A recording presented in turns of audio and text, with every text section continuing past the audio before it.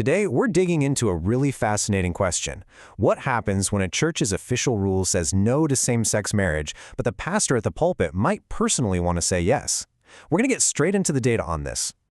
Now, everything we're about to cover comes directly from this academic source, a 2025 study by Young-Jo Lee called Will You Marry Us, which was published in the journal Sexuality Culture. We're going straight to the research to see what it can tell us. And this, right here, is the central tension of the whole thing. You know, we tend to think of a church and its pastor as speaking with one unified voice.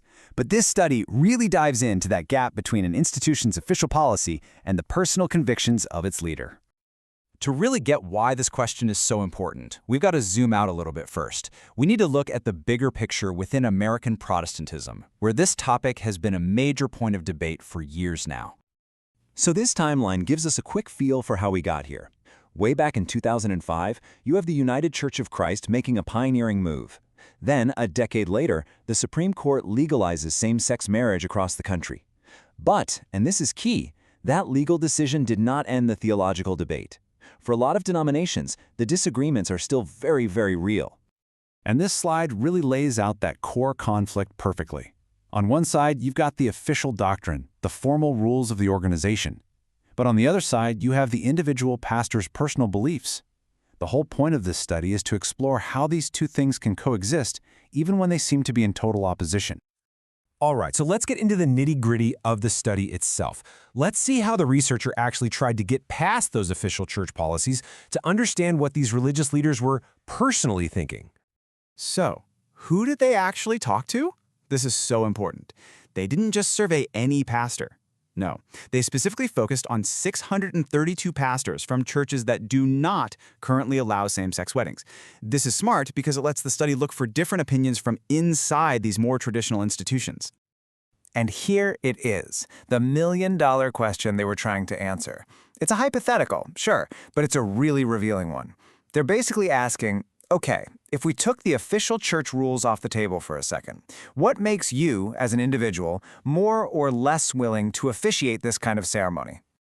So, going into it, the researchers had a few educated guesses. They wondered, would pastors with more education be more open to it? What about younger pastors or female pastors? And how much would things from outside the church, like a pastor's race or political party, play a role in all this? Okay, so let's dive into the results. Which of these ideas actually held up when they crunched the numbers? The findings are pretty clear about what's really shaping these pastors' personal views. First, let's just look at the overall breakdown. It's probably no surprise that in these particular denominations, a huge majority, almost 75%, said they would definitely not perform a same-sex wedding. But look at the other side of that chart. More than 10% said they would probably or definitely say yes. That's a really notable minority holding a different view from within. So what didn't predict their answer? Well, two things that a lot of people might assume would matter didn't.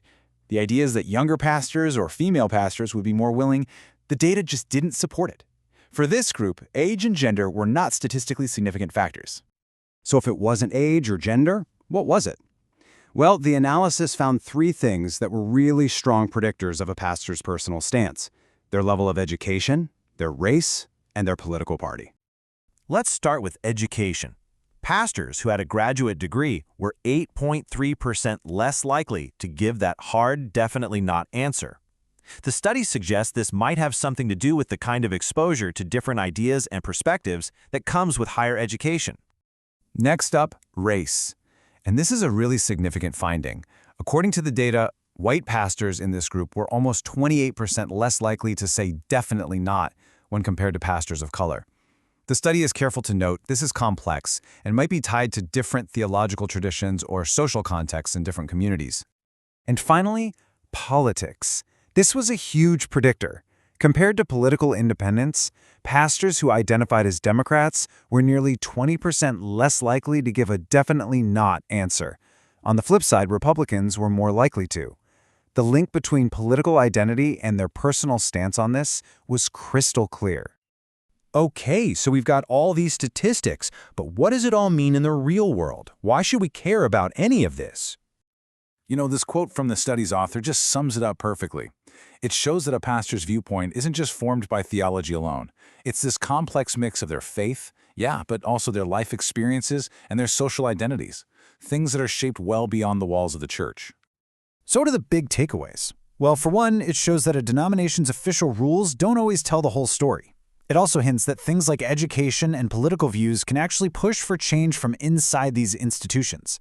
And importantly, it gives us some really useful context for understanding the different conversations about inclusion that are happening in all sorts of different communities. And all of this leaves us with a much bigger final question, one that goes way beyond just this study.